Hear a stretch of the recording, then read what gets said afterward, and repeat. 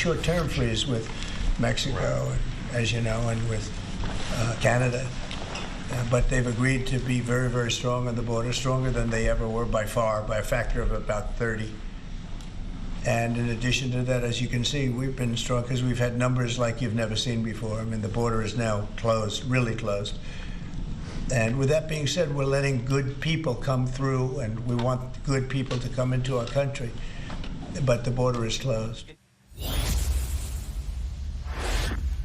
Donald Trump there on his decision to give Canada and Mexico a 30-day extension to meet his so-called border security demands, delaying the imposition of tariffs, which would have seen the U.S. slap 25% import tariffs on almost everything Canada sells to our southern neighbor, except energy, like oil, gas, and electricity, which was granted a reduced tariff rate of 10%. Notably, though, Trump's tariff order has not been canceled, only paused. Jonathan Wilkinson is the federal energy minister. He's in Washington, D.C.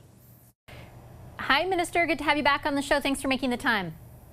Not at all. Thanks for having me. I wanted to start off and ask you, based on the conversations you're having in Washington, what your impression is. Is this ultimately, do you think, about the border, or is it about something else? Well, I do think that the first round of this was about the border, and obviously both Mexico and Canada managed to come to a satisfactory outcome with the president. But I don't think it's just about the border. I think there are some other things that the president is interested in. Certainly, one of the things you hear about down here is the whole issue of the trade balance. And there's some important things that Canada needs to make sure are understood down here in terms of the trade balance, where, you know, overall, Canada actually has a trade surplus with the U.S. But if you actually split out energy, manufactured goods and those kinds of things, the Americans have a huge trade surplus with us, and the resources that they get from us are resources they need that are actually cost effective and help their economy to go. So it's an important conversation. Is that point that you're making, and not only that, I mean, the president says it's $100 to $200 billion. It's not. It's a quarter of the top figure there at best, and it's also, as you say, if you take out oil and gas, non-existent. Is any of that resonating? I think it is, but you know, you've got to actually walk through it and give some examples. I often say to folks right now, the Trans Mountain Pipeline is shipping significant amounts of oil to California. About half of it goes to California, half of it goes to Asia. One way to reduce the trade deficit would be for us to tell Trans Mountain to ship it only to Asia. But that really wouldn't serve the interests of the United States. It would reduce the trade deficit. But California would need to find other sources for the oil that it needs. So I think those kinds of conversations help to bring it home.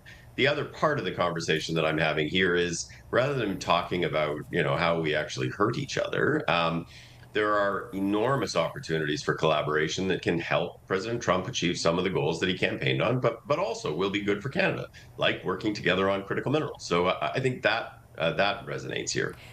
Do you think that's a good idea to pursue, given the way in which Canada has been treated, particularly in recent weeks by this president? Like, is this a relationship we can trust and we want to further integrate ourselves with? Well, I think, look, we need to find a pathway through which we restabilize the relationship. I think Canadians were angry and hurt by the behavior of the country that has always been perceived to be our closest friend and ally.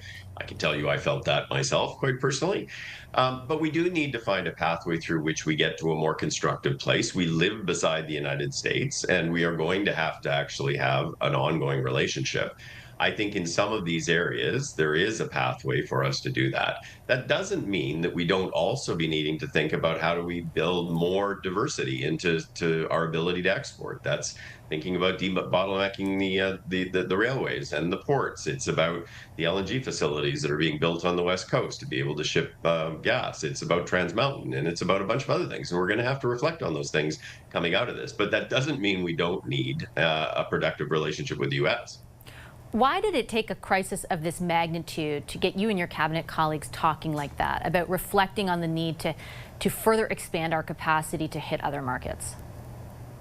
Well, look, I mean, we have been expanding our capacity to hit other markets. Our country actually is perhaps the only G7 country that has free trade agreements with virtually all of the other advanced economies. But I would say that it's a bit unfair, I think, sometimes for folks to say things like that. The first free trade agreement was signed in 1988 by Prime Minister Mulroney, and we've gone through decades of periods of time where there was a political consensus in Canada that working with the United States was a good idea because they were a reliable and trusted partner. We're now dealing with a president that obviously behaves differently than the presidents that came before him, and it behooves us all to reflect on what we need to do to ensure that we actually are not as vulnerable as perhaps we have found ourselves to be. But my goodness, I mean, this president is very different from every president that came before, and the partnership has been a strong and a useful one for Canada. And I certainly understand that point, and I think that's true of a lot of Canadians, right? That we sort of relied and thought that that would be a stable relationship for a long time. But your government isn't supposed to be just the rest of us living our daily lives. You're supposed to be thinking about the future.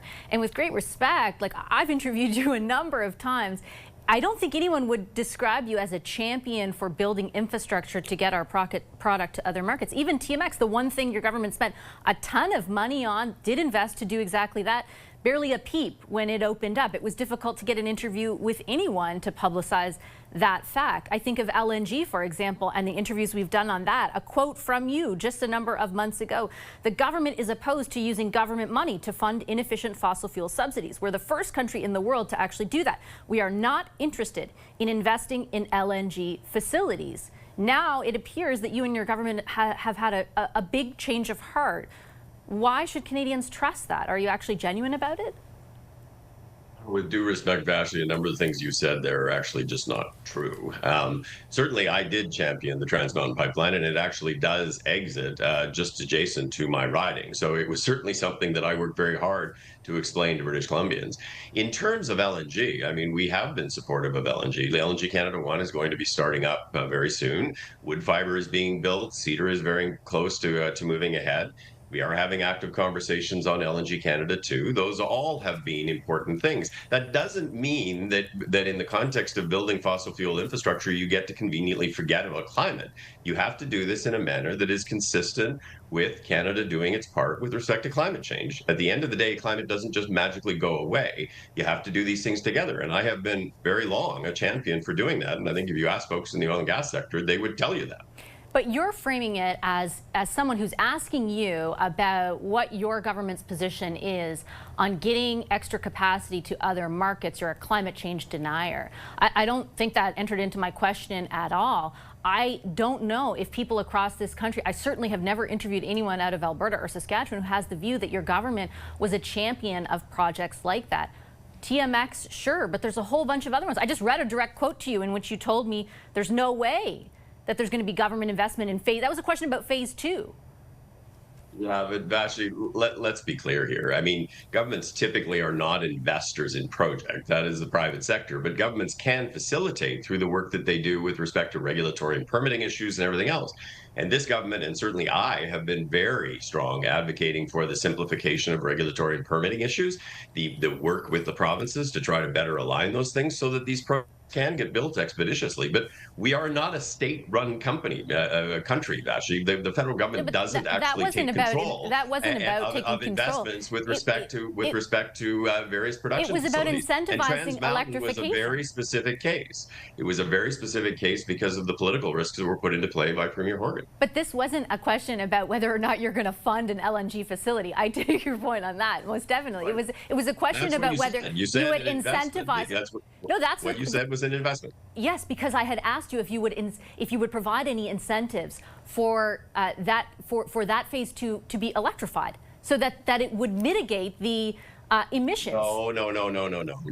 You asked about an investment in the facility. We certainly have been working actively on the North Coast transmission line, which could be actually a way to electrify LNG Canada too, but also to actually open up a whole range of other things, including critical minerals mines. That's been ongoing, and that discussion's been ongoing for some time. So you'd be willing, for example, for the government to play a role in electrification?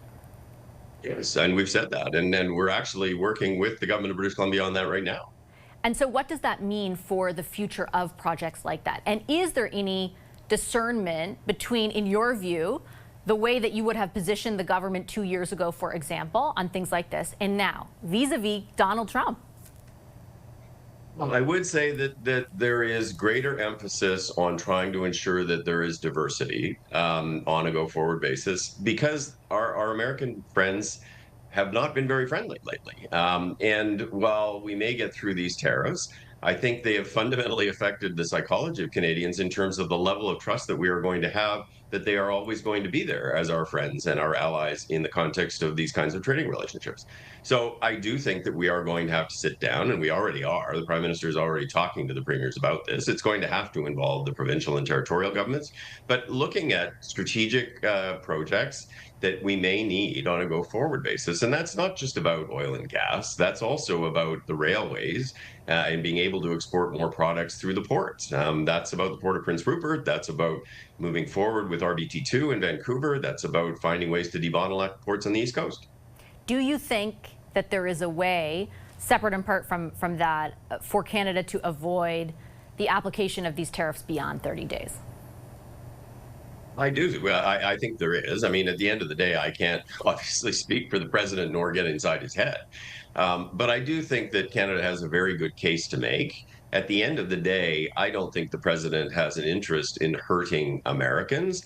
And the imposition of these tariffs, yes, it will hurt Canada and it will hurt Canadians, but it will also hurt American consumers. You will have higher prices for automobiles. You have higher gasoline prices. You have higher food prices because of potash. You will have higher electricity prices because of uranium and the hydroelectricity that goes from a number of parts of Canada. So at the end of the day, I have confidence that the president is not going to look to hurt American consumers. But I also think that some of the areas, especially vis-a-vis China and some of the exposure to critical minerals, is a carrot that we can use to be able to actually incent more constructive and positive behaviors that are win-win rather than lose-lose. Okay, on that note, I'll leave it. Minister, a pleasure as always. Thank you very much. All right, thank you very much.